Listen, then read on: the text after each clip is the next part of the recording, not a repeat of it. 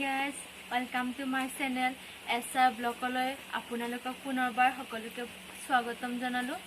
আজি ঘৰতে aloe vera gel কেনেকৈ প্ৰস্তুত কৰি চুলি যতন ল'ব পাৰি দেখুৱাবলৈ গৈছো। বলকচোন ভিডিঅ'টো ষ্টাৰ্ট কৰো।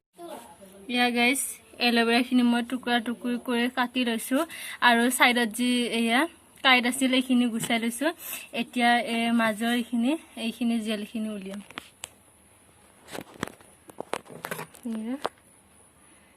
চাকু এখনৰে মই ভালদৰে ফালি লৈছো। এয়া জেল এইখিনি এতিয়া মই ফণীৰে ৰুকিম।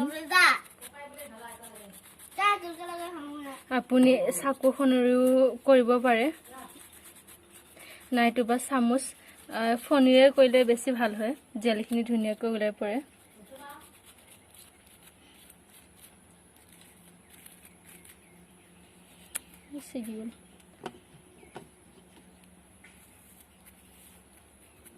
জেলখিনি প্ৰস্তুত কৰি লৈছো।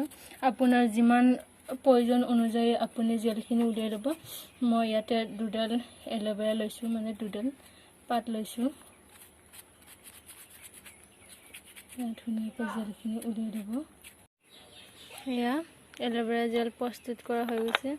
এতিয়া মই নিজে মাছাজ কৰি ল'ম কটনৰে। এয়া মই এল'ভেৰা চুলিত মাছাজ কৰিছো নিজে। চুলি আগত লগোৱাকৈ গুৰিত লগোৱাটো বেছি খুবেই প্ৰয়োজনীয়, চুলি মজবুত হয়। আৰু এল'ভেৰা উপকাৰিতাটো আপোনালোকে নিশ্চয় জানেই কি হয়।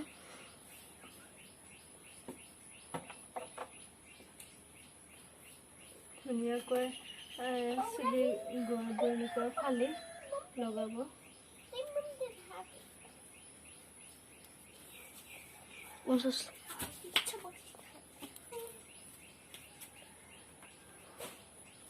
স্টপ কৰ।